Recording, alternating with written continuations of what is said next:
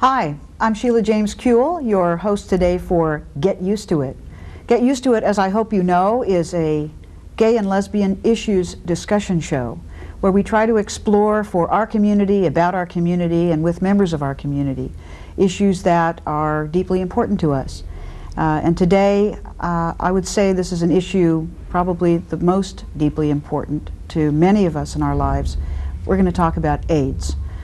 This is our third season and we've never done a show on AIDS, and I think that that actually is indicative of much of the attitude not only of our community but just about everybody about AIDS. We hear about it every day, yes, but do we really know what the current status of our research is, of our sort of philosophical, political lives, and really what we have to, I guess the word would be, look forward to in the future. People are talking now about fatigue, about despair, about the kind of longevity that we never thought that this Holocaust was going to have. And today I'm very proud to introduce to you the three people I wanted most to have on this show actually to talk about AIDS. First, Phill Wilson. Phill, who's been on our show before, who is the Director of Public Policy at AIDS Project Los Angeles and, as you probably know, the founder of the Black, Gay and Lesbian Leadership Forum. Welcome, Phill.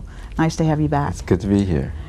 We also have Dr. Mark Katz, who is the Regional HIV Physician Coordinator for Southern California, Kaiser Permanente, and also the medical advisor to Being Alive and Shanti.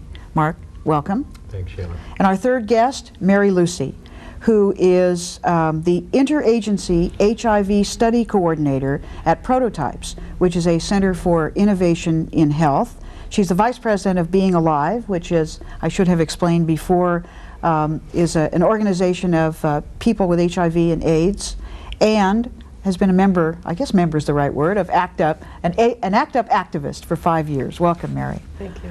Well, I'm very happy to have you all here. As I guess you could tell from my introduction, one of the things that I know people watching this show and probably watching television in general really would like to know, because you really don't get it from the papers, you really don't hear it on radio or see much on television, is kind of where are we now in this epidemic? What are our current issues, and in a way, what are we going to do for the future?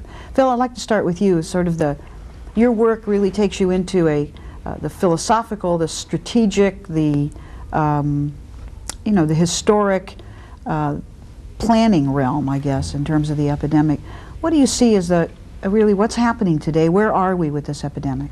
Well, you know, I've been saying lately, welcome to the post-November 1994 elections.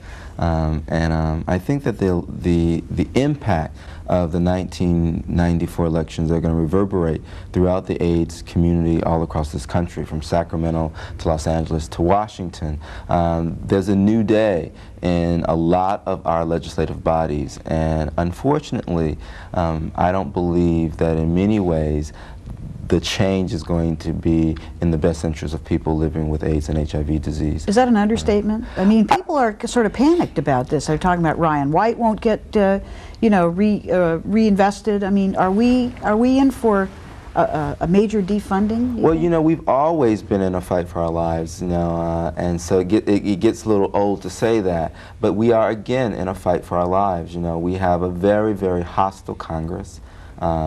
A marginally hostile state legislature, present company excluded from that, of course. But it's going to be a battle. In addition to that, there are some fiscal realities that it really wouldn't matter who was in control. You know, there's less money to work with in Sacramento and in Washington than there has been in the past. In addition to that, many of us are tired or sick or dying, or in the middle of watching our friends get sick and die. And it really, in some ways, can be very, very disheartening. There have been a couple of, well, probably more than a couple, but a couple of conferences in which people have gotten together to try to talk about what's different for us. And I know I've heard you talk recently about sort of several of the aspects. What do you see as different in our community, and just in terms of what we have to realize and face? Well, you know, one of the things that's happening is that there's beginning to be a critical mass of people who've come to the conclusion or decided or realized that the epidemic is not going to be over, or at least we're not going to see the end of the epidemic. And that provides the possibility of two things happening. One is an opportunity. One is really kind of a devastating depression. You know, the opportunity is that we can give ourselves permission to do long-term critical thinking, strategic planning. Before, it was kind of heretical to talk about long-term planning because we couldn't admit that there was going to be a long-term to plan for. And to do so was to create industry or to not be interested in fighting the epidemic.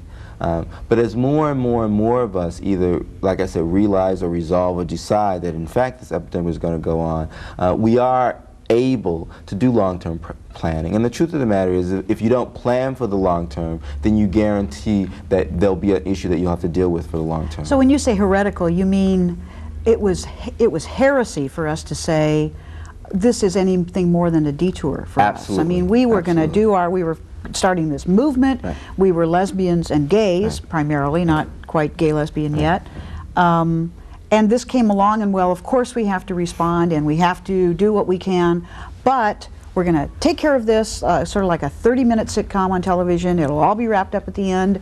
Well, you know, we'll find a cure and we'll get back on with our lives. Absolutely. Most of us, myself included, you know, we thought this is something that's really, really important, and I'm going to take time out from my life, and I'm going to work on this, and then someday I'm going to go back to it. Or the second thing that was in a lot of our minds is that if I work on this, then maybe that will be payment, and it won't happen to me. It won't touch me in a personal way. Well, guess what? You know, 13, 14 years, 15 years later, you know, we're not going back to our lives. Many of us have forgotten what those lives were like, you know, and that's starting to settle in. And many of us have paid dearly, and still the epidemic has affected us. So we're realizing that this is not going to be a detour. This is not something that is separate from our real lives. This has become our lives. And that can be unsettling. And when people talk about despair, I hear this term a lot. I think there was a whole conference on it in Texas, AIDS despair. Citing some alarming stories about the behavior of some of our youth in terms of their willingness to have safer sex or not. And people thinking, I think it was partly what I hear you say is we thought if we worked hard enough, I mean, this is the truth of any community, isn't it? God will reward me and we will overcome. Well, you know, when Chris was dying, I wrote a poem where a phrase from the poem was that it's believing that if you work hard enough, fast enough, long enough, maybe he won't die. Now, it's the anger when he dies anyway. You know, it's knowing that no matter how hard, how fast, how long, or how much you loved him, you could not save him. You know? And that's one of the realities that we're dealing with. And consequently, now a lot of the things that we've talked about in the past have been things that we can do if it's a finite period of time. You know, people can change their sexual behavior people can do anything. If they don't have to do it forever. If they don't have to do it forever. Right. If they believe there's a light at the end of the tunnel. No. And once you remove both the maladaptive and the adaptive denial, because I believe both are there, you remove that denial and you lose you lose some things that we need, as well as some things that we do that harm us. Well, Mark, some of the anger, it seems to me, has been directed at our physicians. I mean, you were supposed to cure us, weren't you? Absolutely. So and we thought we would. You did think you would. I mean, I think we all sort of thought, at least at the beginning, and that's really a major element of it, is that we thought we would overcome it. We would overcome it with our work, with our research. We would get funding. We would, we would fight. We would do street work. We would do education and everything. So what is the current status of sort of our medical picture in terms of research, treatment, how you see it going. Well, medically, I see us as entering, according to Phil's paradigm, almost a third wave or a third stage of the epidemic. We all remember that back 10 to 15 years ago, a person with AIDS, which was then usually pneumocystis pneumonia and or Kaposi sarcoma, went to the hospital, lived a few weeks or months, perhaps came out, relapsed, and died within a few months. I think most people would agree we have made progress medically. The first stage was that stage of just not even knowing about the disease. Then we developed a set of drugs that we thought would considerably add to people's lives in length and quality. We developed medications to prevent pneumocystis pneumonia, which statistically probably remains the greatest medical advent we've made in this disease, and that's 8 years old. So where are we at now? We've spent 7 years and have 4, soon 5 to be approved, 5 drugs which will have been approved by the FDA for treatment of HIV. And the paradigm I always draw is they work at the exact same stage in the life cycle of the virus. There are 15 other stages in the life cycle of this virus which we understand at this point.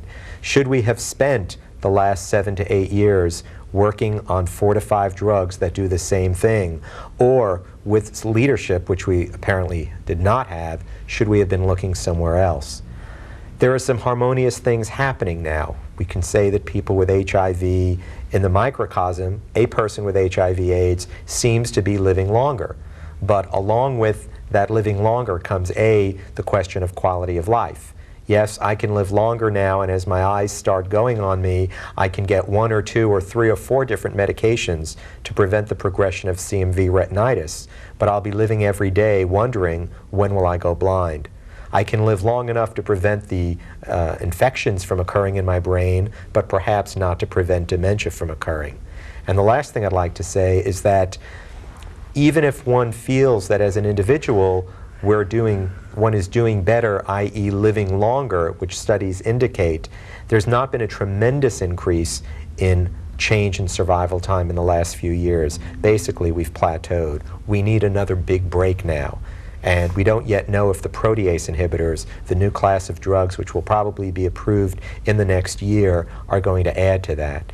And for each person, if living longer is something that will happen now compared to 10 years ago, we all know that there are so many more people who are infected and ill that I think the possible benefit to the individual in the microcosm is easily washed away by the fact that we look around and we all know dozens and dozens of people at accelerated stages of the illness. So it's sort of like you're saying that even though individuals may live longer, and I would tend to disagree with the fact that this is not a wonderful thing for that individual, though I do understand quality of life.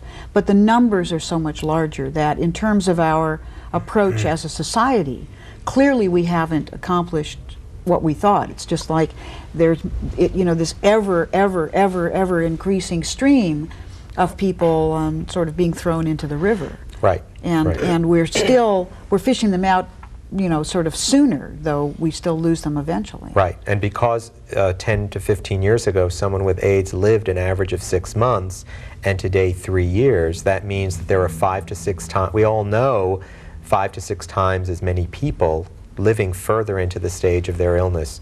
And I certainly think that living longer for most people affords them certain benefits and advantages, but the point I wish to make is that along with it comes a new wave of anxiety. Not when will my pneumonia come back or when will I be disfigured by KS, but will I go blind, will I become demented?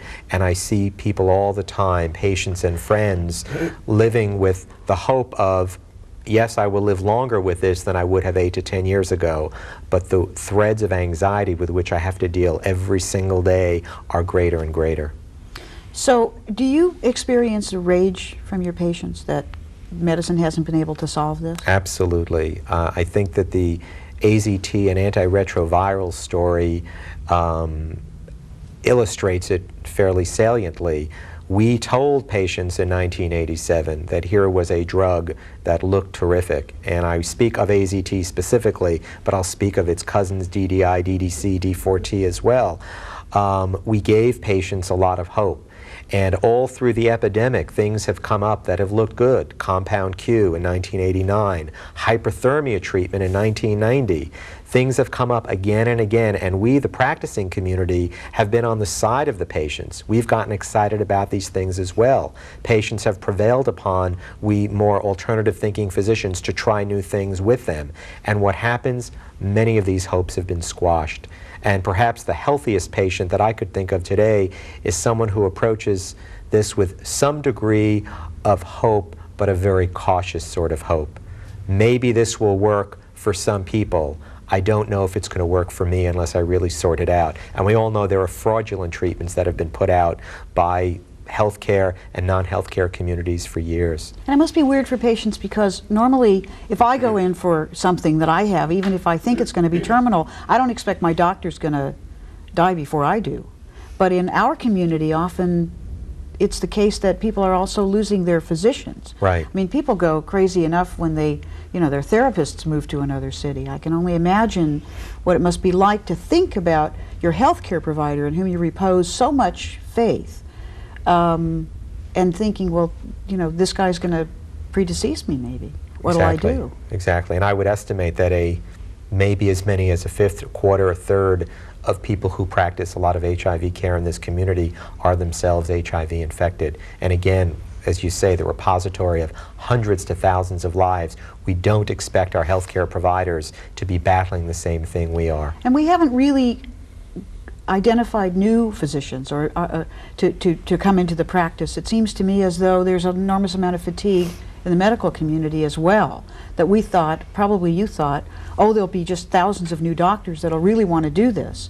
But as I see it, that hasn't really been the case. That's true. We expected 10 years ago that there would be armies of healthcare providers who wanted to be dedicated to doing something that was really meaningful. And instead, through a combination of homophobia, stigmatization, would-be healthcare reform, other issues, burnout, anger, we haven't found it. And I would say that in Los Angeles, 50% of the people involved in the large body of care of HIV patients were doing this 10 years ago, and most of the rest have been doing it for years. We're waiting for the troops. We're tired. We're waiting for new people to come. And a study that was published a few years ago of new residents, people just out of medical school in New York City, showed that they absolutely were uninterested in being in places that had huge numbers of patients with HIV, even if the reason be they didn't want to deal with the same disease day in or day out. It's a reality of the world.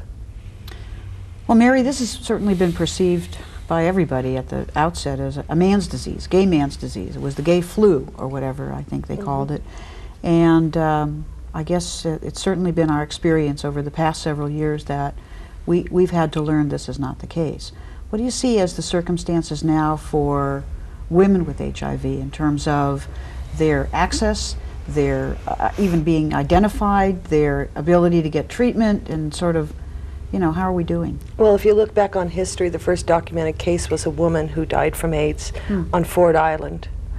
So I think that people tend to overlook that. The gay community has been impacted like no other community, and I don't think that we need to try to soften the blow there. But as far as women go, we're about 10 years behind. We just now got our first epidemiology study to look at disease in women with HIV. The MIN's MAC study, the multi-AIDS cohort study, has been going on for about 13 years now.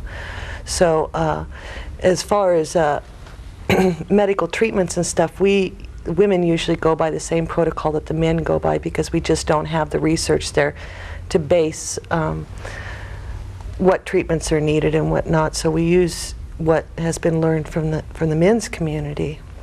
But we're not really identifying AIDS in women as soon or as early as we are in men. No, women are diagnosed later on in the disease. I mean, I heard someone tell me the other day, and of course this is one of those, friend on the phone throws a number out, but that something like 40% of the women who are identified as having, quote, full-blown AIDS were identified after their death as having AIDS. Why do you suppose this is? Well, I don't think that women think they're at risk. Women do not have control over barriers. It's usually a man who puts a condom on, you know. So there are a lot of social factors that play into it, but also too is that our government has put out very strong propaganda. The Centers for Disease Control put out strong propaganda saying women cannot get AIDS. The cover of Cosmopolitan magazine said that if you do it missionary style, women cannot get infected. You know, so these things carry over, and plus they're an excuse. You know, what I tell people is that you're responsible for your body. Don't worry about everybody else's, worry about your own body. And if everybody worried about their own body and had enough self-respect, I think that things would be a little different if you had control over your body too. If you have control over your body, a friend of mine who works in an agency with that's associated with prototypes, Ruth Slaughter, who's been active in the battered women's movement for 20 years, told me that 100% of the women with HIV with whom she has worked or come in contact are battered women. That as an aspect of their abuse, they might be raped by a partner who's HIV positive. That it's, you know, it's another way to contract or to contract HIV, and I wouldn't be surprised, because women are at risk in very different ways. Heterosexual women, and also the opportunistic infections are different, are they not? I mean, it feels to me, and again, I'm a lawyer who talks about, you know, everything and has an opinion of everything, but knows very little about medical stuff. The OIs are pretty similar. There's early signs that are different: chronic yeast infection, vaginal yeast infection, where men will experience thrush, which is yeast in the mouth. Women will experience vaginally, chronic, persistent, hard to treat. You know, if you look for those things, you know, you can diagnose people early. So shouldn't we look for those things? I mean, that's our early sign. It's not what men have. You know, if women get yeast infections, they say, well, you know, I'll just go to the drugstore and buy some of this over-the-counter stuff. I never would think of HIV. Right, and when they did release that drug over-the-counter, we asked them not to, for the simple fact that women would be treating HIV at home and not knowing that they were infected. As far as opportunistic infections go, I think that there are some that are more prevalent in women. I don't necessarily know if they're different, but esophageal candidiasis is much higher in women than it is in men. I think women don't get early treatment, so they're usually diagnosed. When they are diagnosed with HIV, they're diagnosed with an OI along with it. That's their symptom, their sign. So, but I'm not quite sure that cervical dysplasia is very prevalent. 96% of the women with HIV have some degree of cervical dysplasia. But cervical cancer is a very slow progressing cancer. But the point is that we don't detect it, we don't look for it. So it progresses to a stage where it's invasive. Well, talking about the cover of Cosmo and how the mythology that women don't get HIV, the deepest mythology that I know in our community is that lesbians can't, you know, get HIV. I actually think that's pretty egotistic of the lesbian community to think that they're the only population out there that is not at risk, you know. I think a lot of heavy denial plays into it. Also, I think that you have to be able to communicate safer sex with your partner. So if you're looking at somebody you have a relationship with, I think it's easier. If you're looking at casual sex, it's very hard to practice safer sex if you have different sex partners. But, and I think that due to the fact that some people are very lazy about it, you have to work at it. It's a relationship within itself. And this is a community that's been working in HIV. Right, as caregivers. As caregivers. So you think we'd know better? You would think so. But there is that mythology, don't you think? I mean, well, it's also the issue of class and race. And the issue of substance abuse. You know, at least as I talk to both lesbians who are working on the issue of lesbians with AIDS and talk to lesbians, now it seems very, very clear that the denial within the lesbian community is connected to the fact, to those three things: class, race, and drugs. You know, that there also seems to be a denial around how common drug uses in the lesbian community, and women not wanting to deal with that. There is a reality that a large percentage of women with AIDS are women of color, and the issues of race come to play around Now, that. will you unpack that a little for us? As long as we're going to talk race and Okay. class, we'll use the word unpack. That's okay, right? How does race and class impact this? Are you talking about people not admitting? Explain a little bit. Well, in that, you know, as you look at all of our communities, you know, that there are those people who are opinion leaders and political leaders, you know, and often, you know, and I don't think that the lesbian community escapes this. Often that population tends to be, you know, middle class or so, or has aspired to become middle class, and tends to be white. You know, women with AIDS tend to be women of color, and often tend to be poor women. And so when you compare the two populations, you know, and you look at, you know, the, kind of opinion leaders and what have you, you see kind of there's not a match there. There's a disjoint that's going on. Well, it's also a matter of access. I mean, Mary was talking about, we were talking earlier about a study that was reported very recently, and a study which Mary's not impressed with, I found out, at all. No, it's comparing apples and oranges. Well, it says that women die 33% faster than men.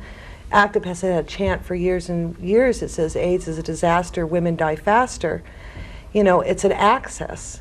You know, we don't die faster because the disease manifests faster in us. We or because die. of women. Or, right.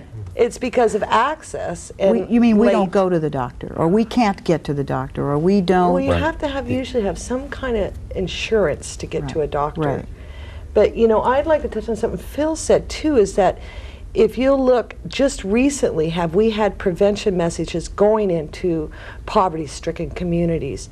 That has never been a real big focus. So when people stand back surprised that all these people are infected, you know, you look at them and say, are you crazy? We've never spent any money. We've never put prevention messages into those communities. If you go into the cities of New York now, you know, everybody's complaining that the gay men are still getting infected and stuff.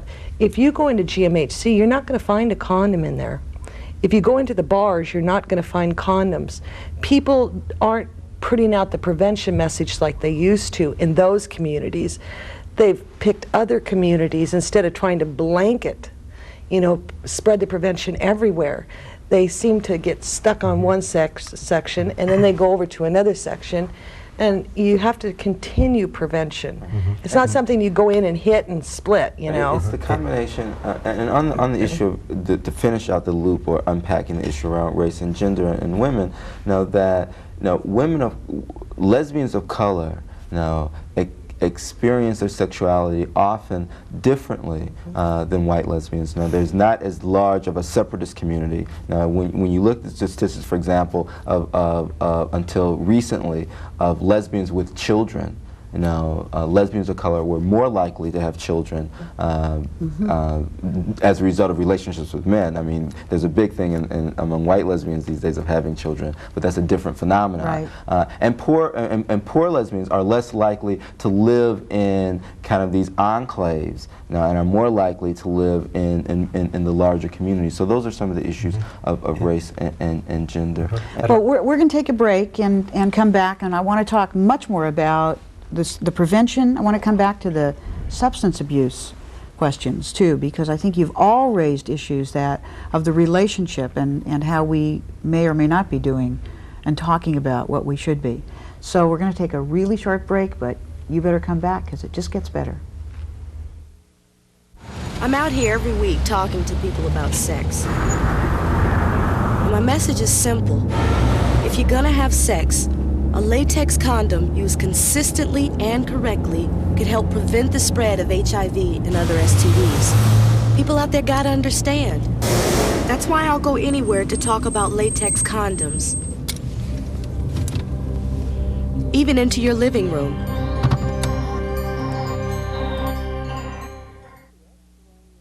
Hi, welcome back to Get Used to It. Today we're talking, as I hope you already know, about HIV and AIDS. Where are we medically, philosophically, strategically, historically, and what are we going to do about it? My guests are Phill Wilson from APLA, Dr. Mark Katz from Kaiser Permanente, and Mary Lucey from Being Alive and ACT UP.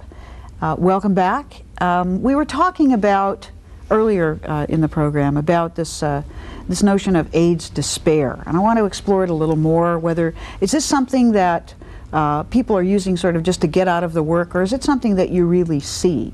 This notion in young people, they're sort of giving up. We talked about how it's not likely that our epidemic is going to be over very soon. Is this an impact that you see on the people that you, on patients, on the people that you work with? Is it a real issue? I see despair at every level. People who are not infected keep asking, when will there be a vaccine? They're tired of waiting. When can I put this issue aside and will it not be an issue for me? People who are early infected, when will there be a good treatment? They said we'd be able to turn this into, remember the expression, a chronic manageable disease like diabetes, we were telling people to 7 to 8 years ago. The care providers, we were thinking this will be over by the earlier mid-1990s. We're tired of it. People who are advocates for people with HIV, who have the issue of political barriers now more than ever before.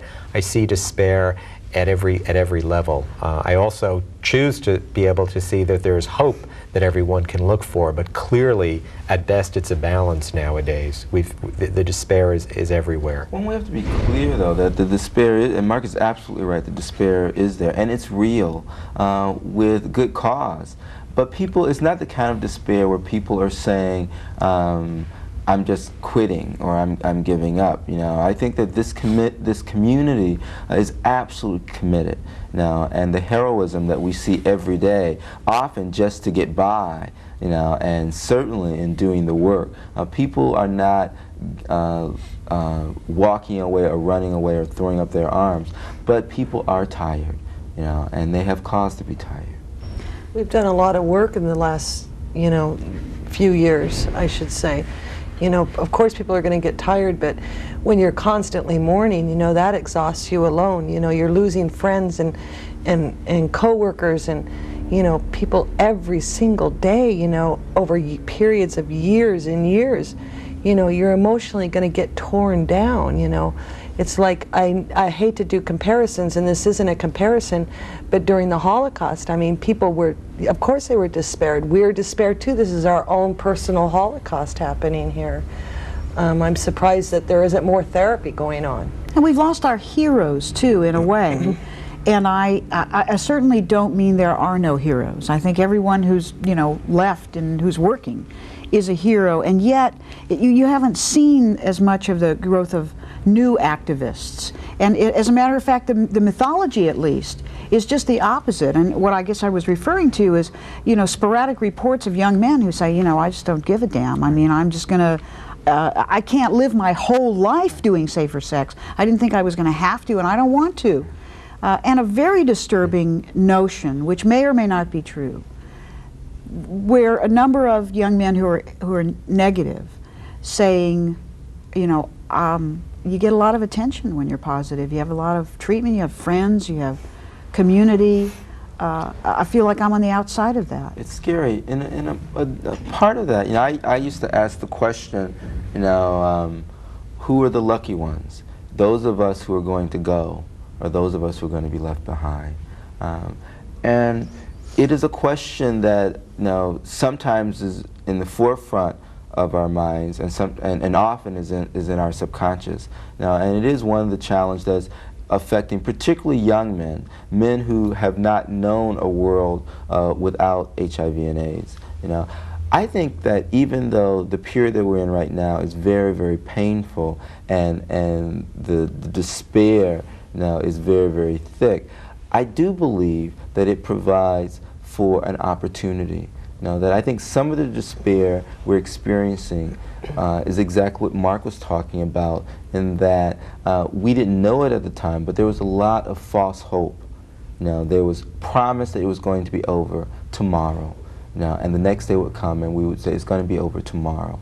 And maybe now we can stop talking about a world without AIDS and kind of think about, now even as painful as it is to say, a world where we can live with AIDS. But you know, Phill, it's throughout history there have been generations, and more often than current, where we expected to lose a lot of young people. We lose them to famine, we lose them to war. And every country or community or culture that lives in the middle of that kind of a war, it really warps your life. I mean, it warps your life. It's just like you said, and you know, you always thought you would come back from it, but now we have been bent, in a sense, so much by this. We live expecting to lose our friends earlier than when we were growing up. We ever thought we would lose anybody. You know, our parents would get old, then our friends would get old, we would get old, everybody would die in their time. And it's not just, you mentioned, Mary, the grief of it, which is a part of the fatigue, but also there was something I was thinking about when you were talking. There's an interesting kind of birth of faith which also happens in a community that lives with death. It's spirituality in a way. I don't want to make too much of it, but we have had to look for something. Don't you think? Sure. I've never had a patient, speaking about gay male patients, say to me, gee, if I could have done it all over again, I would have lived my life not as a gay man, so maybe I would have been free of this. There is, ironically, the gay liberation seeds that we were looking for back in the 60s and 70s. Some of that has come through in HIV in the 80s and 90s. I also, regarding what you were saying, posit, suppose this were a virus that dropped out of the sky and affected mostly women and men under age 40, but it were not tied into something as primal as the urge to be sexual, whether it's to procreate or to enjoy, whatever, and it were not associated with people who carry, in our society's eyes, a lot of political, philosophical, social ramifications. What I'm saying is that part of the baggage associated with this, even if we were losing young people right and left, is that it's the whole infrastructure of what HIV means. It's that people associate it, of course, with substance use, with homosexuality, with poverty, with racial differences, etc. A lot of blame. And therefore there's blame. And as we were talking about yesterday, people in this epidemic who newly seroconvert today, compared to the people who found out they were positive in 1985 through 88, have to usually deal with the whole additional burdensome issue of guilt and shame. How could you seroconvert? You should have known better. What did you do? What did you do wrong? Exactly. As opposed to the people who found out they were positive in 85 and 87, who acquired the virus as part of their normal sexualizing, living, working, etc. The other part of that, around the guilt and the blame, I know for me, when someone comes to me, particularly if it's a friend, and who says that he or she has recently seroconverted, I feel a tremendous amount of hopelessness. Because every time someone comes to me with that message, I take it as a personal indictment of the work that I've done for 15 years. That if I had done my job properly, you would have had the tools that you needed to protect yourself.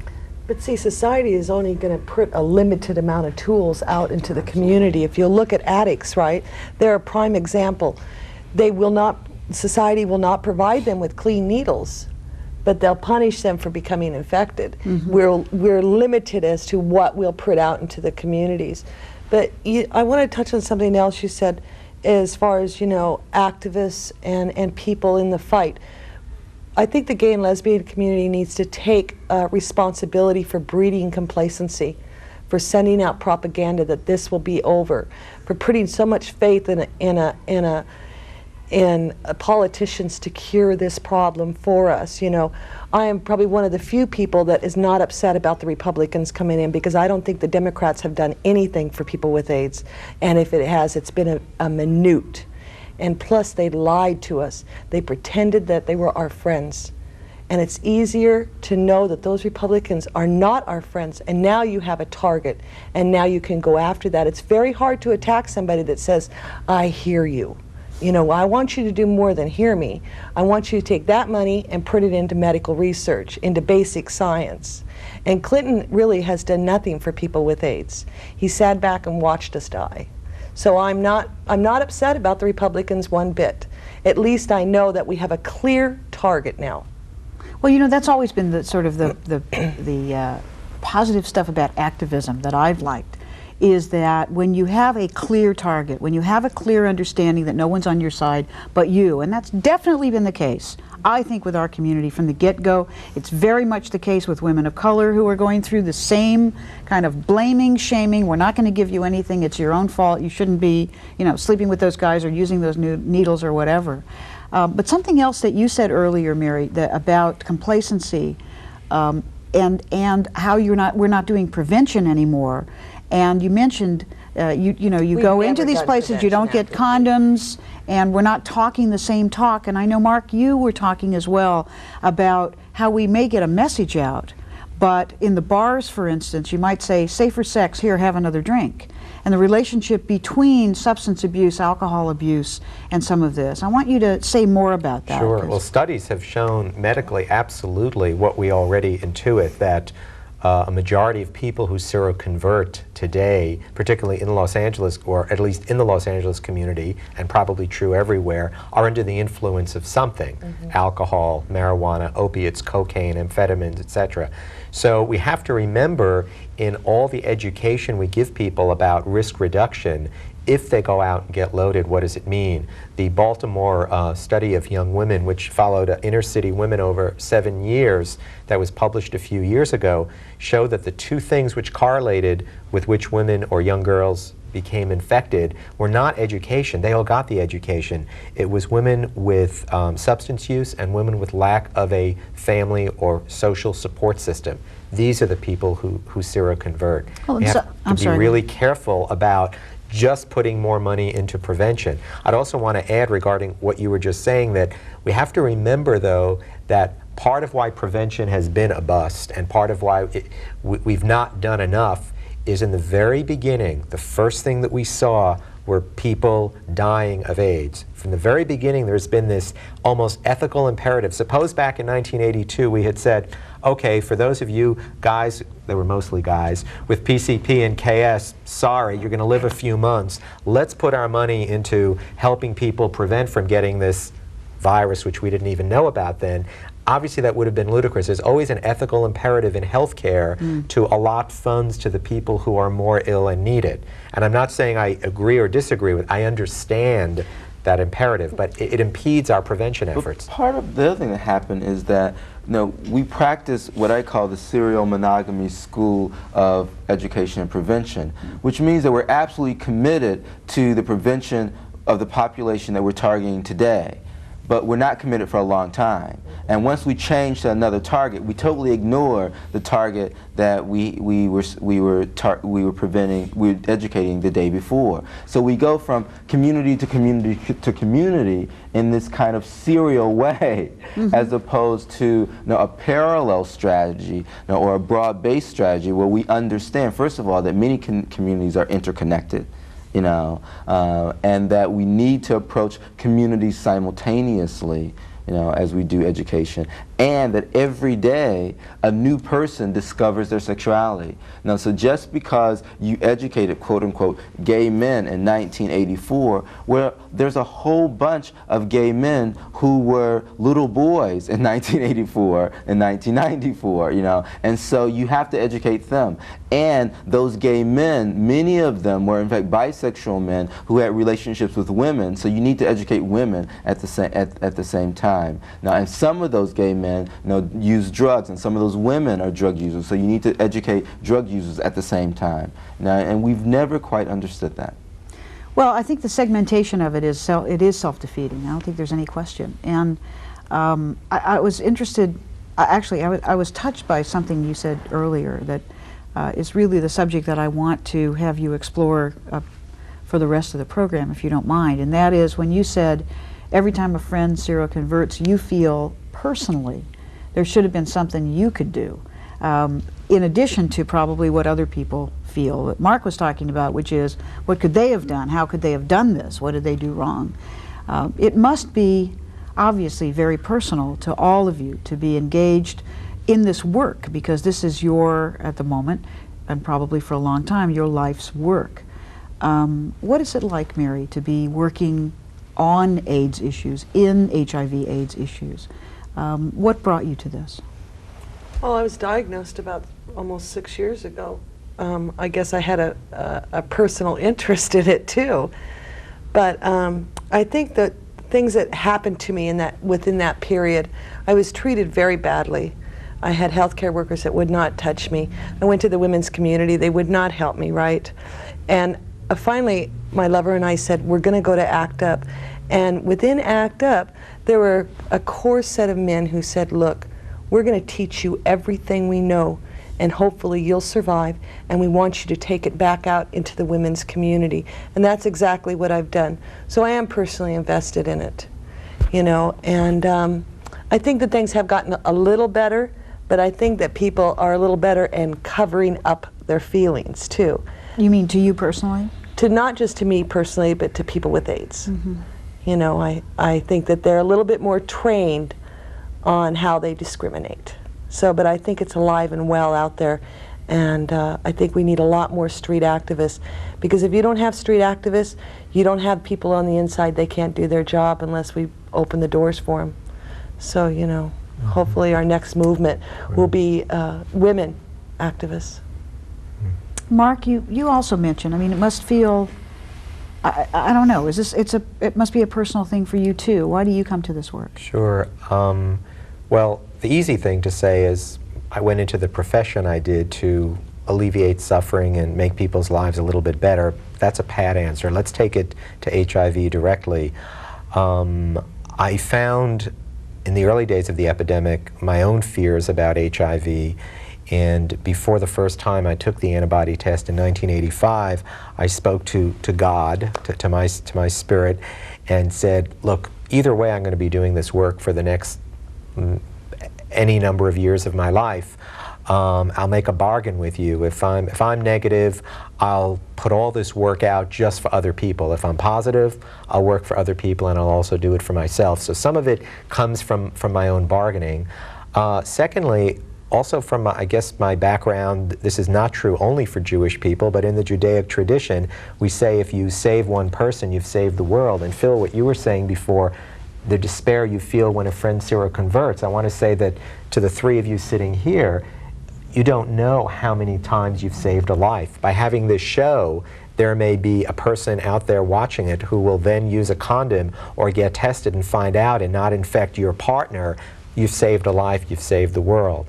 The other thing that I do is I have it easy in a way as a physician. I have a set of tools that while I can't cure people and can't make this disease go away, if most of the people with whom I interact can say to me at some point, the information you've given me has made it a little bit easier, or you've given me a little bit of hope or a little bit of support. The analogy that I use is a person with HIV lives in a room that feels very dark a lot of the time.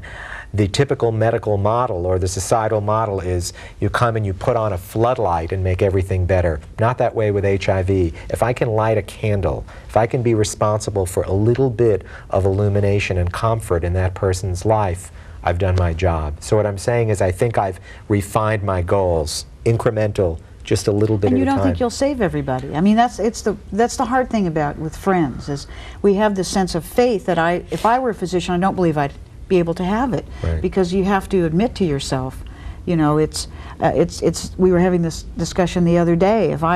If on my deathbed I count up all my successes, I'm afraid it will take me a very short time, and I'll be rather disappointed in my life. But if I count up my efforts, I probably will have a slightly longer list, I hope, and say, gee, at least, you know, I did what I could. I did what I could, and I think that's all that's required. But it has changed all of our lives. I mean, your life is so changed, Phill, as you were saying. Oh, absolutely. You know, 1994 was really a bizarre year for me, and for a lot of us, actually. You know, I was saying to a friend of mine the other day that one of the things that I find most painful working at the level that we work in this epidemic is that we know many of the AIDS poster people, you know, and this last year, you know, Marlon Riggs, who's a personal friend of mine, Asado Saint, who's a personal friend of mine, Brandy Moore, Elizabeth Glazer, Pedro Zamora, you know, and to go through those deaths, you know, personally and intimately, and then to have to experience it on television and in the newspapers have been a very, very painful experience. The flip side of that is that you know, even as painful as it is when a friend of mine seroconverts, or even not a friend, an acquaintance, or even a stranger comes up to say, even as painful as that is, you know, I know that, you know, the work that we do is important and that it does save lives. And in the final analysis, you know, I have to believe, no, I don't know if it's true or not, but I have to believe that we make a difference in our effort and in our spirit and in our integrity. At the end of the day, I do what I call my sleep test, you know, and that is, you know, can I sleep tonight? And I can sleep tonight if I know that I've done what I can do to the best of my ability, and I've done it with integrity, and I've done it in a fashion that I've not hurt someone.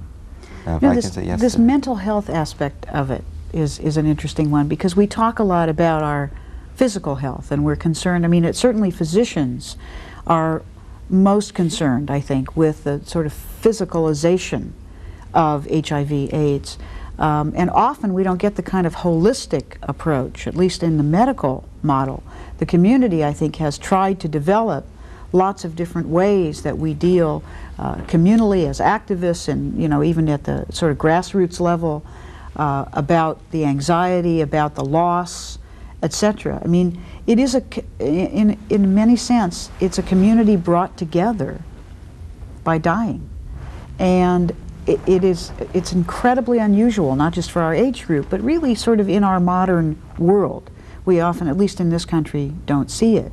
So we're not doing, I think, very well about our mental health, and we have to sort of try individually to do it. I appreciate the use of anger, for instance, Mary, which I see you have in very healthy dose. Don't you think that's an aspect of your own mental health? Anger? Yeah. Oh, there's nothing better than a really good demonstration. To me, it just, you know, I sleep the best. That's a sleep test for me. Did I perform well? Did I scream to the top of my lungs? Did I torment that person for the day? And then I go home and sleep. Definitely. I think that people who let anger manifest inside them, I think it's very, very dangerous. Mm-hmm. You know, people say to me all the time, oh, you're a pretty angry woman. You're damn right I'm angry. I have every reason to be angry, and I think if every infected person in this country was angry, I think that a little bit more would be done. I actually have a funny Chris Brownlee story. Chris had a hip lock done, didn't want the hip lock done, went through a big thing to get the hip lock done. Nurse comes in the first day and can't get the thing to work. And so she tries and she tries. Finally, she says, well, no problem. No, we'll just use your vein. And he goes, oh, no, you won't. So you're going to use this thing. They put this thing in my chest. You're going to use it. And she goes, Chris, you seem really, really angry. Maybe we should get the therapist for you. And he goes, I am angry. There's a hip lock in my chest. I've had 8 bouts of pneumocystis. I've had cryptococcus meningitis. I've had parasites. I'm not crazy. I'd be crazy if I wasn't angry. I have a right to be angry.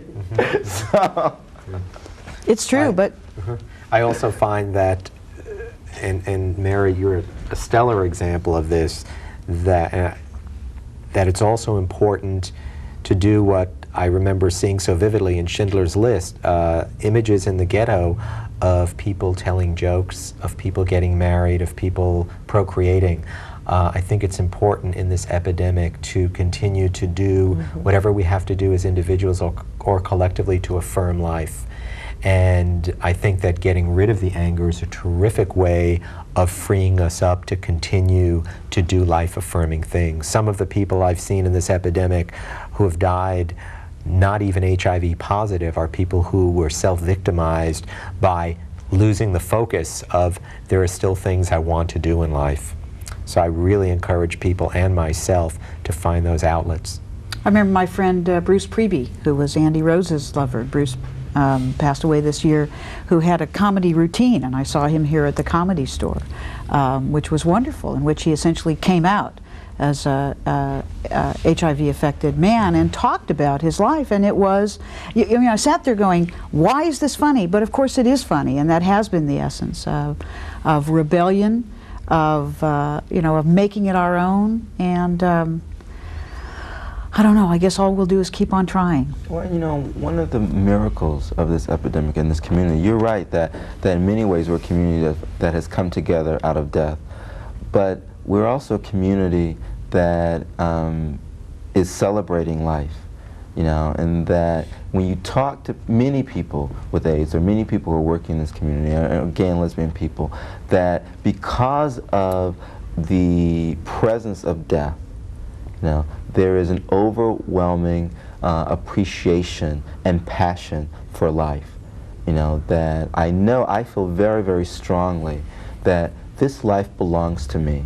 It's the only thing that I have that is absolutely, irrevocably mine.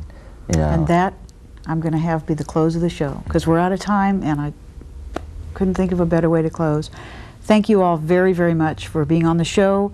Thank you all for being here. Go do something about this, because frankly, even though the name of the show is Get Used to It, in the case of HIV/AIDS, I really, really wish we didn't have to. But that's the name of the show, and that's been what we've talked about. Get used to it.